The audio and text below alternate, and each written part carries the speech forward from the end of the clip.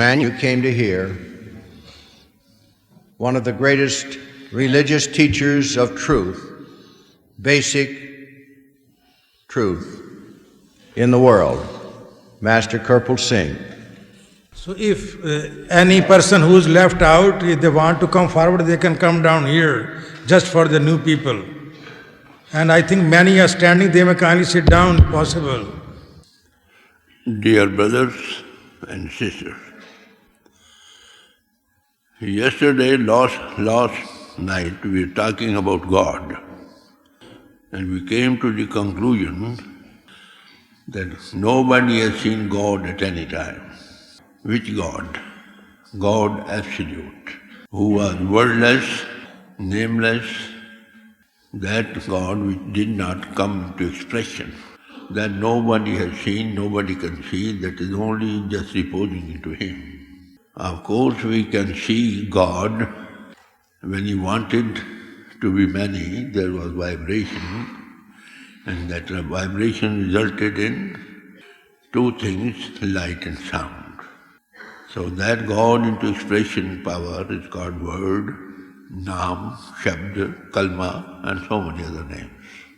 So that God into expression power called Word, Naam, that is the cause of the creation of all universe. So that has got two aspects. God is light and God is music of the sphere. We can see the God into expression power, the two aspects of which are light and sound. Now the point remains, who can see that God into expression power? Krishna says, Thy word is a lamp unto my feet and light on my path. Guru Nanak says, when you come in contact with Naam, you become luminous, you see the luminosity comparing to thousands of suns rising together. Mohammedan saint says, God is light, Khuda Noor. So we can see the two aspects of God into expression power, not God absolute minded. Now, who can see that God is the creating power of all the universe, He is the maker of all universe, He is the controlling of all universe, He is permeating all universe. So God resides in every heart. Again, to differentiate which God? God into expression. And that was light. And about that light it is said, take heed that the light which is within you is not darkness. That light is within each one of us. So the point is, who can see that God into expression power, the light of God, and the music of the sphere, nada, kalam-e-kadeem.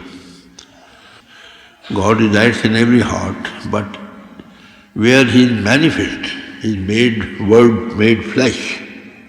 Such a person can withdraw the attention, which is the outward expression of the soul, from all outside and from the body below, take it to the seat of the soul at the back of the eyes.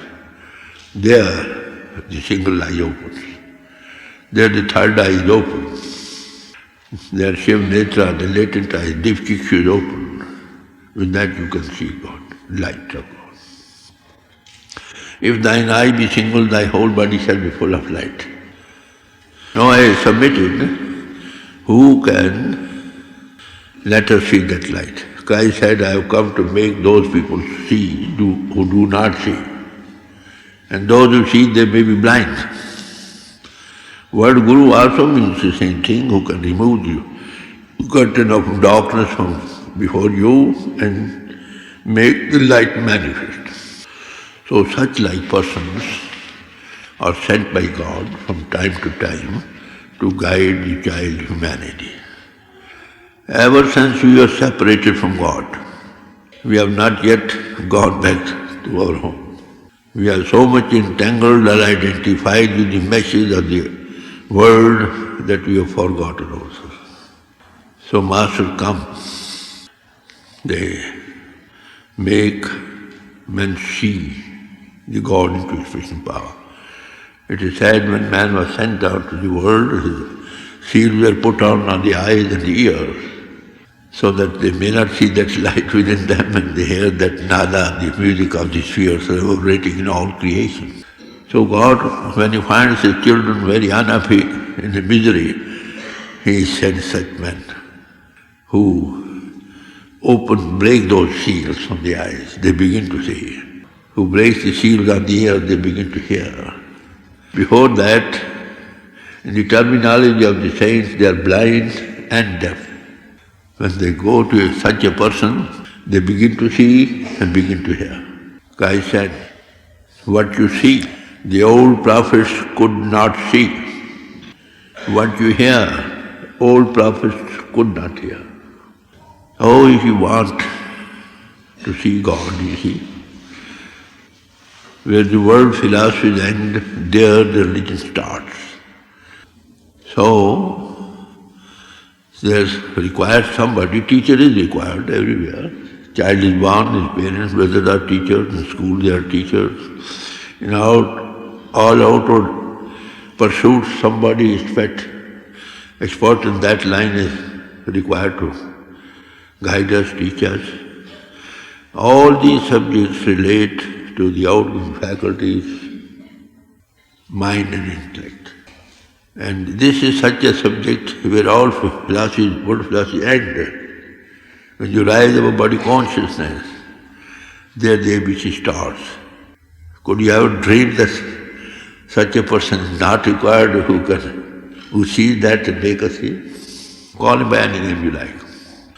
So Maulana Rumi said, if you want to pay visit to the place of pilgrimage, it is best you take somebody who has already been to the place of pilgrimage. Who can be that? He says maybe Hindu, maybe Turk, maybe Arab. There's no question who is he, what labels he is carrying. One denomination or the other, that makes no difference. Who has seen, who has been to that place, take him by him. So we need somebody who can help us here. In what way? Our souls are identified. The outward expression of the soul is called attention. Attention identified with the body and outgoing faculties and the world outside, so much so that we have forgotten ourselves. We cannot differentiate ourselves. All masters said how to come out of this delusion, you know thyself. This is a detailed thing was given yesterday and briefing the whole Bible. And how to know oneself? Generally we see at the level of the feelings or emotions or dying influences, they are all subject to error. Seeing is above all. So masters say, first see and then say. In their terminology, they say all are blind. Very sweeping remark, of course. All are deaf. Kabir say, had there been one or two, I could have made them understand. Wherever I see, all are sitting blind. Blind is one, not that who has got no eyes on the forehead, but is one whose inner eye, third eye, single eye is not open to see the light of God, whose inner ears are not open to hear the voice of God. Such a person is called a master, in the terminology of the saints. So we need somebody who has seen and make us see. As Christ said, I have come to make those see who do not see. In Gita, you see, 4th chapter you will find, if you want to meet God, meet somebody who has seen God, who can make you see God. Guru Nanak was asked, you say God is everywhere. Have you seen it? Yes. With what eyes? Because those eyes are different. Those eyes are not of the flesh and bones. They are other eyes, other than these eyes. Christ says, thine eye be single. The single eye is not the outer eye. That is open when our attention is withdrawn from all outside and collected at the seat of the soul, at the back of the eyes. Their single eye open, the picture is open, not before. So they come, they say what they say. They say there is God, one. That detail was given yesterday. I want to brief it. He is eternal. He has got no equal. He was born of his own self. Then Guru Nanak says, well, why we call him one? Because he is not one. The question once becomes one, that question will become two. This one stands for some other thing which is beyond this one. Sadguru Didai Ekeka. If you meet some master, he will give you what you say, inner experience of that which is beyond one. The Guru Arjan was asked, why you say one? He says, because we are finite. God is infinite. Because we are finite, we have to use our finite terms to express him as one. It is neither one nor two. Kabir also said the same thing. If we say in one, then the question of two arises. The question of two arises, there is duality. So he is not all in all. So we want such a one person, name him anything you like, who has the competency first to weigh up, to rise above body consciousness, open the inner eye, the third eye, or the single eye, to see the light of God. Who can open our inner ears to hear the kirtan of God, music of the spheres. And that music and outer music, they are different things, mind that. Outer music takes you to the very verge of the matter, not beyond. Inner music starts when you rise above matter. Bhai Gurdas says, this music of the spheres you hear when you rise above physical body, not before. There is vast difference between the two. This can take you to the very verge of matter, and then it starts beyond matter that takes you to the very source from where it emanated, to the absolute God.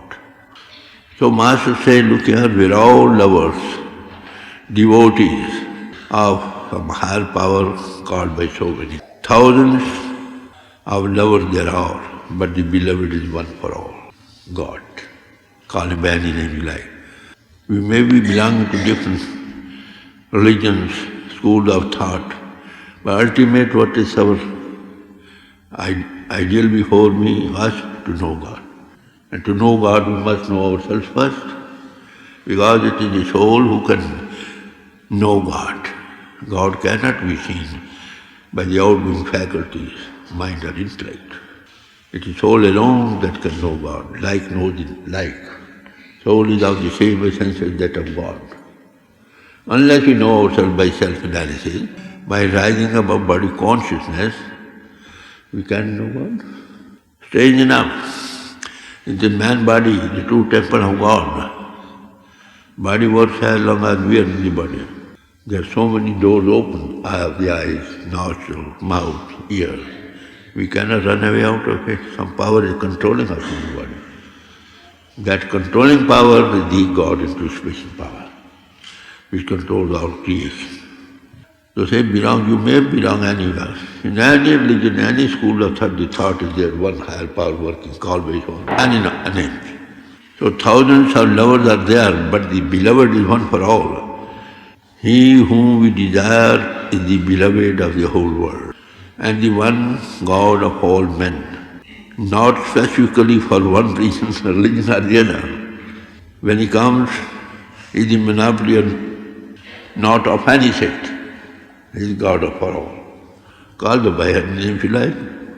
So God is one for man, for all creations, and all the devotees have the desire to meet that very same one.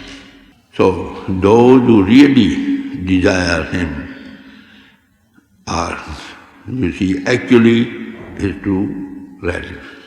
And the person who tells us about him is truly our brother and our true friend. That is why the Guru Nanak says, Masters unite us in such a relation which can never be broken in the world and the world hereafter. Sacha saak na tutte gur mele hai. So within each master soul is great devotion for his Guru. So yesterday that subject was there, today we have to consider, well, devotion to the masters and what they give. This is the subject today. So you'll find in the histories of the masters, they were very much devoted to their gurus. Christ gives us an outward example of a tree, fruit-laden tree. He says the branches, so long as they are embedded in the tree, they bear forth fruit. If they are cut out from the tree, they cannot bear forth fruit. And he says, what? I am the vine, ye are the branches. He that abideth in me, and I in him, same bringeth forth much fruit. For without me you can do nothing. You follow? The devotee cannot do without the Guru.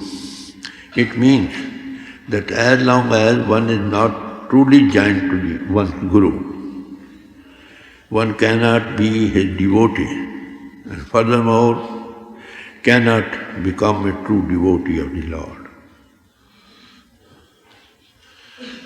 Mullah Rum says, God has ordered what? I am so great that all the universes I have created, high and below, they all are not sufficient to contain me.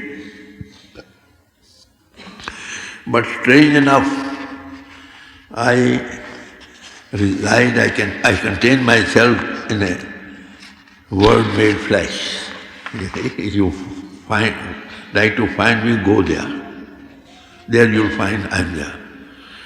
So Guru precedes God, for we have not yet seen God. And we must become as subtle and as fine as He is to be able to do so.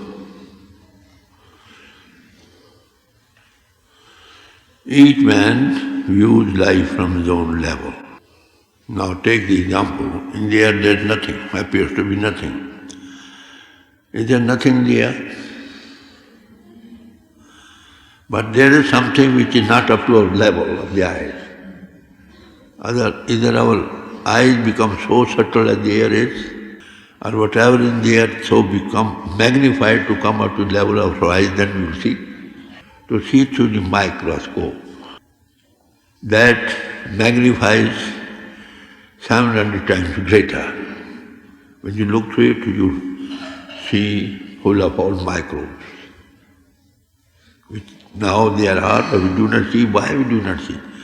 Unless we rise as above as He is, or as subtle as He is, as fine as He is, we cannot see.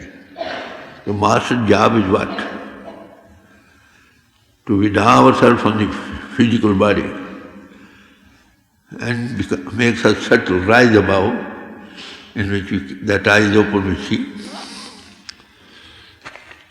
So, if we see through a microscope, we can see atmosphere full of tiny microbes. The eye has not developed the ability to perceive those subtle expressions of life. That is why Guru Nanak says, until you rise above as He is, only then you can see. So if man is not as high as God, then what is his first step? Guru precedes God, and for God manifests in the Guru. That's the difference. He resides in every heart. But where He manifests, His word made flesh. And from man's level, He therefore comes before God. He is God plus man. Or God man or man in God. If a disciple truly becomes a Guru man, he also becomes a God man. That is become a Guru man. So unless one sees, how can one meditate upon it? Bin dekhe kaise ko dhyan. Whom we have not seen, how can we meditate on him? How can a person put all his attention on that which he has not seen? You follow me? Fine. So firstly, devotion to the Guru is very necessary. Now question, what is Guru? Guru is not the body, mind that. Guru is not the body. Guru Nanak was asked, who is your Guru? He said, Shabad is my Guru. My soul is his disciple. Kabir said, who is your Guru? Where does he reside? He says he resides into the heavens, high above. He is in the heavens, rise above body consciousness, I am in the body. So God into expression power is the Guru. Word made flesh is the Guru. We respect the body in which he is manifest. In all of us he resides, but they are not manifest. In whom he is manifest, the only criterion is he will give you, raise you up so high that your inner eye, a single eye is opened, you begin to see light. That's the only criterion. Propaganda goes on like anything, but the true criterion of a Guru or a saint is one who can withdraw your attention from all outside, withdraw from the body below, and open the inner eye. You testify that there is light. So that is what Master said, don't believe in the words of a Guru if you do not see for your own self what is it. So Guru is not the body, Guru is that power which is manifesting upon a human form. And as such is never born. That is Christ power, God power, Guru power, or Master power. Never dies. All masters have taken up the body and then left it. And we must do also the same thing. So the power which works through the physical form never dies. This is a misunderstanding going around the world. We do respect that human pole in which it manifests. Had he not been there, how could he have risen as subtle as I as he? So his job is first to withdraw our attention from all outside, raise up to the eye level, and then open the inner eye. You see for yourself, yes, there is light. So Brahm speaks through the body. Without body, what can Brahm say? Brahm bole kaya ke bole, kaya mein Brahm kya bole. But the pole through which he is manifesting is also called, we respect him as the Guru. But that person who is his master or Guru, he never says, I am the Guru. He says, my Guru. That power is the Guru. He is conscious of that power working through him. Because he is manifesting there.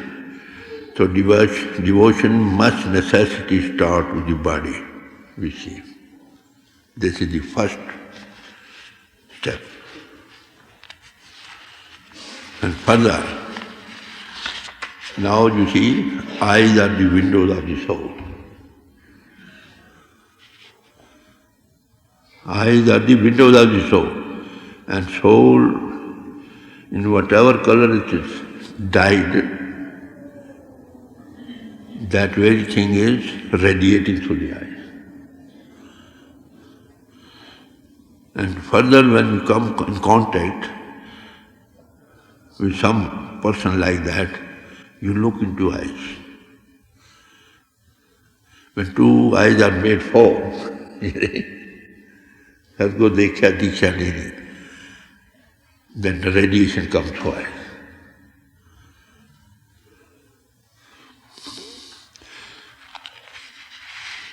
So further we see a glimpse of what is manifesting in his eyes. What is manifesting in his eyes? Word. It's all light. Light radiates. This raises us to a higher level, and so the importance of this, of the Guru. Bhakti, our devotion to the Guru has been stressed by all masters, whose soul is imbued with the intoxication of God. If our soul is imbued with lust, excuse me, then we'll have lust radiation. Who is pure, purity, personified. Only such things will come to him. When we sat our master's feet, we used to bow down to the feet of the master. He said, what is lying there? Look upward, I'm up. So we always look into the eyes of the Master where the radiation comes. So Christ, you see, taught the same thing. He said, I am the vine, thou art the branches. As long as the branches are embedded in the vine, that will bear for example fruit. If not, they cannot bear fruit. So they say, you cannot do without me. This is what he said. And others also said the same thing. St. Paul echoed this when he said, I live, yet not I, but Christ liveth in me. Guru Nanak says, to just be one in the grave of the Guru. This is a long grave. What is the long grave? Just be one. That oneness will come through eyes. Hafiz explained that his heart was so full of the beloved that the thought of his being there was gone. He became one with the beloved. Of course, he said in Persian, Chuna Purshud Fadaye Sina Do Khayale Khaysh Zamir. I was so absorbed in it, I forgot who I am. I am no more. It is I, not no I, but Christ lives in me. This is it. Finafshi Shakhuna, to be one with the Guru. So he also says, I have become the body. O Guru, you have become the life. The people should not say afterwards that you and I were separate. Persian very sweet language, I'll tell you. He says, Man tan shudum to jan shudi, man tan jan shudi, ta na goyam badadi, man digram to digri. Take nobody say I was somewhere else, you were somewhere else.